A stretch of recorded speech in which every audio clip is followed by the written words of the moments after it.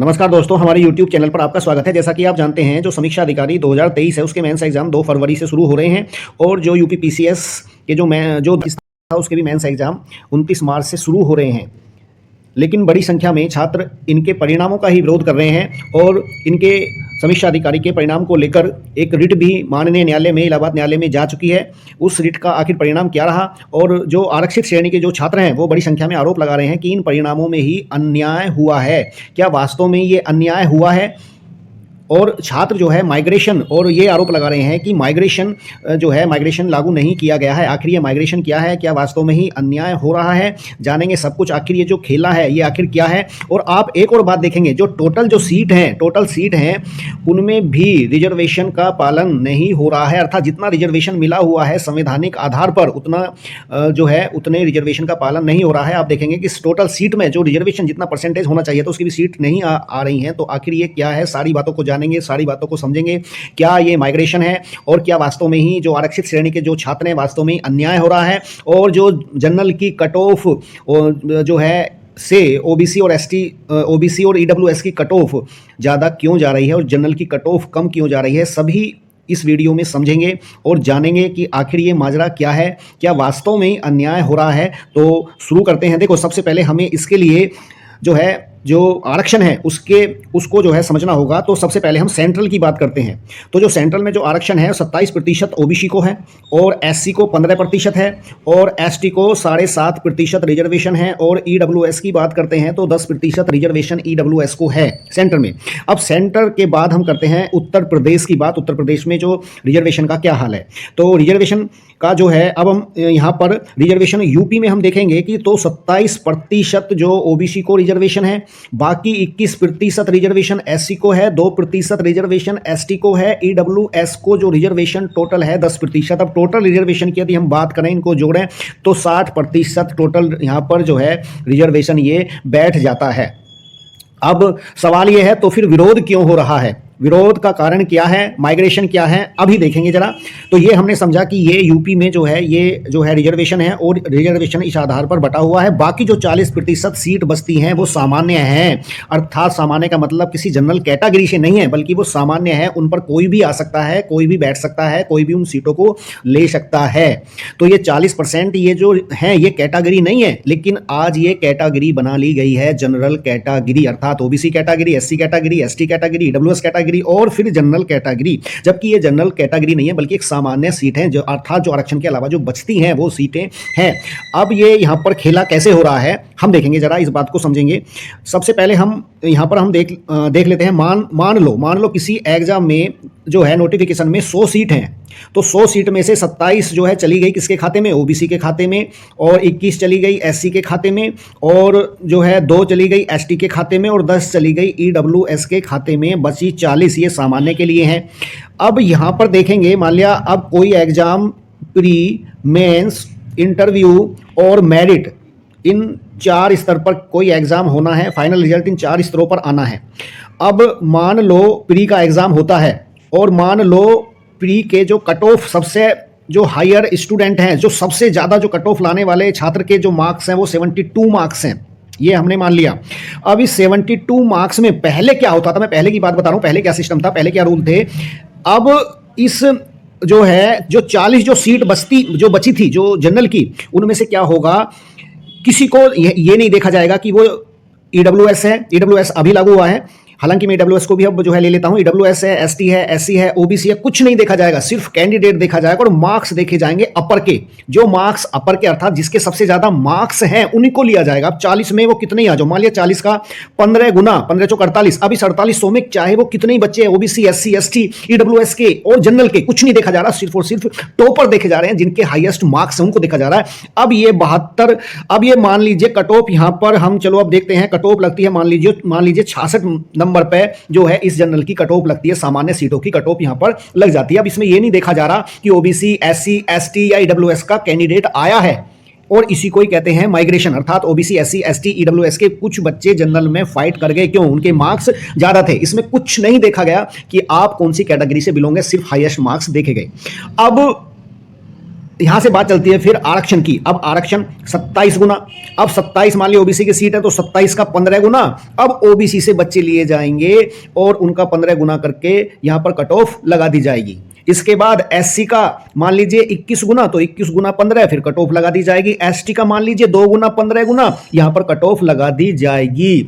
मतलब जो जनरल की जो कट ऑफ है उससे सभी अब नीचे लगेगी कट ऑफ, या तो उसके बराबर या उससे नीचे कट ऑफ लगेगी। ये पहला जो है रूल था रिजर्वेशन का।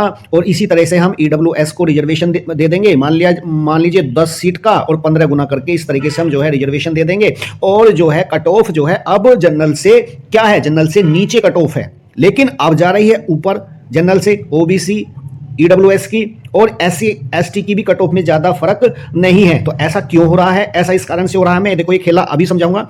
और यहां पर हम देखेंगे अब हो क्या रहा है नए शासन के रूल के मुताबिक।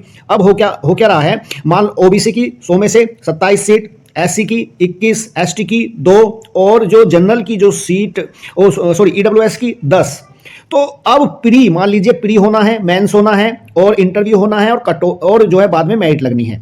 तो यही शुरू में ही प्री में 27 का 15 गुना, ओबीसी का 15 गुना, एससी का 15 गुना शुरू में ही, और 2 का एसटी का 15 गुना और ईडब्ल्यूएस का 15 गुना रिजल्ट पास होना है। सिर्फ चाहे मेरिट अब कहीं भी जाओ, अर्थात जो माइग्रेशन है, जो सामान्य कैटेगरी में जो जाने वाला जो माइग्रेशन है अब वो बंद कर दिया गया, क्लोज कर दिया गया। दैट इज नहीं जाएंगे। यहां पर प्री की मैं बात कर रहा हूं, तो प्री में डेफिनेटली अब मेरिट कहीं भी जाओ, जनरल से ऊपर जाओ नीचे जाओ जहां भी जाओ, ये मैटर ये अब कमीशन ये नहीं देखता। ये देखता है सिर्फ 27 का 15 गुना, 21 का 15 गुना, 2 का 15 गुना, 10 का 15 गुना और बाद में जो है यहीं पर कट ऑफ लगा दी। और जनरल की जो 40 बस्ती हैं उसका फिर 15 गुना। अब चाहे ये जो जनरल है इनकी कट ऑफ चाहे कहीं भी जाओ, नीचे जाओ ऊपर जाओ, कुछ लेना देना यहां पर नहीं है, कट ऑफ लगा दी।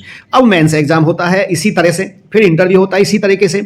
अब ये क्या काम करते हैं लास्ट में, जब लास्ट में ये फिर रिजर्वेशन जो है देते हैं, हम लास्ट में माइग्रेशन का रूल अपनाते हैं।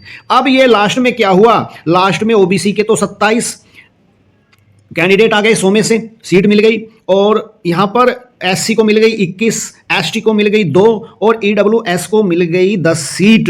अब मान लो बाद में वो माइग्रेशन लागू करेंगे कि बाद में अब जनरल में पहुंचाएंगे इन जो आरक्षित श्रेणी के जो छात्र हैं ओबीसी, एससी, एसटी और ईडब्ल्यूएस को लास्ट में जनरल में काउंट करेंगे। अब मान लो ये 27 में से 2 या अधिकतर बाद में फाइट नहीं करते, लास्ट में 2 या 3 फाइट करेंगे। मान लीजिए 2 फाइट कर गए, एससी का मान लिया 1 बच्चा फाइट कर गया, जनरल में आ गया, ज्यादा मार्क्स आ गए। एसटी का मान लिया 1 किया या नहीं भी किया, है ना। और ईडब्ल्यूएस का मान लीजिए 1 जो है फाइट कर गया। तो कुल मिलाकर सीट हो गई 2, 3, 4, 5। तो ये जो रिजर्वेशन की जो सीट थी ये थी 60 और 2, 3, 4, 5 और सीट आ गई। तो कुल मिला के कितनी हो गई, ये टोटल मान के चलो ये हो गई अब 65। अर्थात रिजर्वेशन के जो बच्चों ने 65 सीट यहां पर ले ली। ये बाद में इनमें माइग्रेशन लागू किया, अर्थात ओबीसी के 2 बच्चे माइग्रेशन के द्वारा जनरल में जो है चले गए ज्यादा मार्क्स लाकर। एससी का मान लिया 1 बच्चा चला गया, एसटी का मान लिया 1 बच्चा चला गया, ईडब्ल्यूएस का मान लिया 1 बच्चा यहां पर चला गया ऊपर। अब बचती हैं कुल मिलाकर के 35 सीट। अब इन 35 सीटों में से सामान्य की ये सीट है, अर्थात जनरल की सीट है, और उस जनरल को जो इन ओबीसी, एससी, एसटी, ईडब्ल्यूएस के अलावा जो छात्र बचते हैं, जो देश की मलाई परत हैं, जो ऑफिसर्स के बच्चे हैं, जो लीडर्स के बच्चे हैं, जो समझो कि सबसे मलाई परत जो देश की सब जो जिनके बच्चे हैं, अब वो इनको 35 सीट उनके जो है उनको मिलेंगी। अब देख लेते हैं कि ये इनका जनसंख्या में क्या है। दरअसल ओबीसी की जो जनसंख्या है लगभग 55% है, एससी की जो जनसंख्या यूपी में 21, एसटी की 2। अब और जो ईडब्ल्यूएस में है, ईडब्ल्यूएस में जो जनरल कैटेगरी के जो पहले बच्चे थे वो ईडब्ल्यूएस में अब 93% ईडब्ल्यूएस में आ गए, लगभग की मैं बात कर रहा हूं।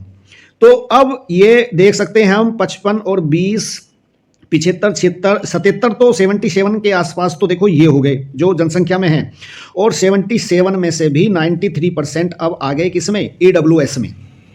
तो अब देख सकते हैं कि जब ईडब्ल्यूएस में उसका जो 77 अर्थात कितने बचे आ गए 23, और 23 में से भी 93% आ गए इसमें। 93% का मतलब होता है लगभग 20 के आसपास। अब कितने बचे, 4 या 5% हम मान लेते हैं, अधिकतम चलो 5% मान लेते हैं। तो ये जो 5% के जो कोटे में जो चली गई जो सीट, कितनी चली गई जी? ये चली गई 35 सीट। और यही कारण है विरोध का। और ये जो माइग्रेशन जो लास्ट में किया जा रहा है, इससे जो रिजर्वेशन कैटेगरी है उसको कोई भी फायदा नहीं हो रहा, उल्टा नुकसान हो रहा है। जब आपने पहले ही उसको रोक लिया तो बाद में कितने बच्चे फाइट करेंगे, ये देखना जो है जरूरी है। और यही खेला है। अब ये सुप्रीम कोर्ट के फैसले को ले रहे हैं। माननीय न्यायालय ने सिर्फ ये फैसला दिया है जो शुरू में रिजर्वेशन का फायदा लेता है उसको जो है आरक्षण का लाभ नहीं दिया जाना चाहिए। मान लीजिए किसी ने उम्र का फायदा ले लिया, मान लीजिए 40 साल उम्र है तो 42 साल उम्र की उसने शुरू में फायदा ले लिया, चलो ठीक है, उसे ओबीसी में रखो। लेकिन जो सामान्य सीटें हैं जो बाकी बचते हैं, जो जिसने शुरू में बच्चे ने फायदा नहीं लिया है, उसको आप ईडब्ल्यूएस में सॉरी जनरल कैटेगरी जो सामान्य सीटें हैं उसको शुरू में आप जाने दो। यदि वो किसी स्तर पर यदि कोई बच्चा कैटेगरी का आरक्षण का लाभ लेता है तो ठीक है, उसको भी आप रोक दो। यदि वो कट ऑफ से नीचे आता है और आरक्षण का लाभ ले लेता है तो ठीक है, उसको भी रोक दो। लेकिन बाकी जो बच्चे हैं कम से कम उनको सामान्य कैटेगरी में पहुंचाओ। एक तो ये बात है। दूसरी बात है, आपने देखा होगा जो टोटल का है, जो टोटल है, मान लीजिए हम हेल्थ एजुकेशन ऑफिसर को ही लेते हैं। हेल्थ एजुकेशन ऑफिसर में कुल 221 सीट हैं और 221 सीट में से ओबीसी की कितनी है? 20 सीट, जबकि 27% ज्यादा होता है। तो ऐसा क्यों हो रहा है? अब इसमें ये कहा जा रहा है टोटल का, यहां पर जो है ये रिजर्वेशन नहीं कर रहे टोटल सीट का, बल्कि एक देख रहे हैं कि जो जितने भी जो डिपार्टमेंट होते हैं और डिपार्टमेंट में जो है एक सिस्टम होता है कि जितनी सीट खाली होंगी, जो इसको रोस्टर बोलते हैं, जितनी सीट खाली होंगी, मान लिया जनरल की खाली हुई तो उसको जनरल में रख दिया, ओबीसी की खाली हुई तो उसको ओबीसी में रख दिया, एससी की खाली हुई उसको एसटी में रख दिया। अब ये नहीं देखा जा रहा कि टोटल का वो रिजर्वेशन है या नहीं है, और यही रोस्टर है। और दूसरा एक और रोस्टर की सबसे बड़ी कमी है, मान लीजिए किसी विभाग में 3 सीट हैं, मान लो तो 3 सीट में 27% को दे दी, एक सीट अब एससी के लिए नहीं बची, एसटी के लिए नहीं बची, एक सीट जनरल को रख दी। तो ये भी एक रोस्टर है।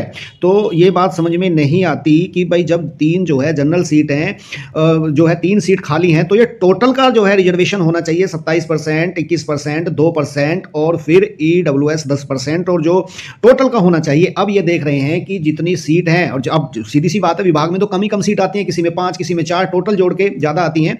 तो ऐसे जब रिजर्वेशन के हम मल्टीप्लाई करते हैं और देखते हैं परसेंटेज, तो वो सीट निकल ही नहीं पाती, तो उसको 0 मान लेते हैं। और यही रोस्टर सिस्टम है और यही सबसे बड़ा जो है खेला है reservation category OBC, SC, ST, EWS के साथ में। अब तो और ठीक है, और जो माइग्रेशन है इसी को ही माइग्रेशन कहते हैं कि कुछ ओबीसी, एससी, एसटी और ईडब्ल्यूएस के बच्चे जनरल कैटेगरी में चले जाते हैं अपनी कैटेगरी को छोड़कर, इसे ही माइग्रेशन कहते हैं। और बच्चे इसी माइग्रेशन को लागू जो है करने की यहाँ पर जो है सिफारिश कर रहे हैं। अब आप देखेंगे कि सवाल यह है, क्या ये कमीशन अपने स्तर पर जो है कर रहा है? बिल्कुल नहीं, कमीशन अपने स्तर पर नहीं करता, बल्कि जो कमीशन के द्वारा जो शासन के द्वारा रूल भेजे जाते हैं उसके अकॉर्डिंग वो भर्ती करता है, उससे बाहर नहीं जाता। लेकिन यदि ये कमीशन ऐसा कर रहा है तो वो बात अलग है, लेकिन ऐसा नहीं करता, ऐसा सामान्यतः नहीं होता। जो भी शासन रूल बनाता है उसी के अकॉर्डिंग भर्ती करता है। तो ये शासन के रूल हैं, ना कि कमीशन के रूल हैं। तो कमीशन को आप ज्ञापन तो दे सकते हैं, लेकिन कमीशन अपने स्तर पर आपको अपने लेवल के आधार पर कुछ नहीं कर सकता। अब हम देख लेते हैं जो समीक्षा अधिकारी का जो डिसीजन आया है, जो बच्चे जिन्होंने रिट डाली हुई थी, आखिर उसका क्या रहा और क्या उसका परिणाम रहा, ये भी हम देख लेते हैं। और यहाँ पर हम देखते हैं ध्यान से, यहाँ पर हम देखते हैं ये पिटीशन डाली गई थी, ये 2020 नवंबर 2025 में ये पिटीशन डाली गई थी। और केस का जो देखते हैं, देखो ये है इसका result, dismiss as withdrawn. अब ये डिसमिस एज विद ड्रॉन क्या होता है? देखो, जब भी एडवोकेट जिसके माध्यम से केस डाला जाता है और वो देखता है कि ये याचिका ग्रहण नहीं होगी, अर्थात जो याचिका जो है, जो पिटीशन है वो डिसमिस हो जाएगी, वो उससे पहले उसको विदड्रॉन कर लेता है और वो केस डिसमिस हो जाता है। अब स्थिति क्या है? स्थिति समीक्षा अधिकारी यूपीपीसीएस जितनी भी स्थिति है, माइग्रेशन जितनी भी स्थिति है, सब पहले जैसी है। अर्थात पहले जैसे का ही अब जो है वही 15 गुना 10 गुना, वही 15 गुना ओबीसी का वही जो पहले वाला हाल है वही होगा। और कट ऑफ है ओबीसी ईडब्ल्यूएस की ज़्यादा जाएगी, एससी एसटी की कट ऑफ में भी ज़्यादा फर्क देखने को नहीं मिलेगा, और हो सकता है भविष्य में एससी एसटी की कट ऑफ भी ज़्यादा जनरल से चली जाए। तो सारा खेला ये है, बहुत अच्छी तरह से मैंने बात बताई है। और जो यदि आपका कोई इससे संबंधित फिर भी कोई जो कमेंट है, यदि आप करना चाहते हैं तो कमेंट बॉक्स में कमेंट कर सकते हैं, बिल्कुल रिप्लाई हम देंगे। और चैनल को लाइक, शेयर और जो है सब्सक्राइब करें। धन्यवाद।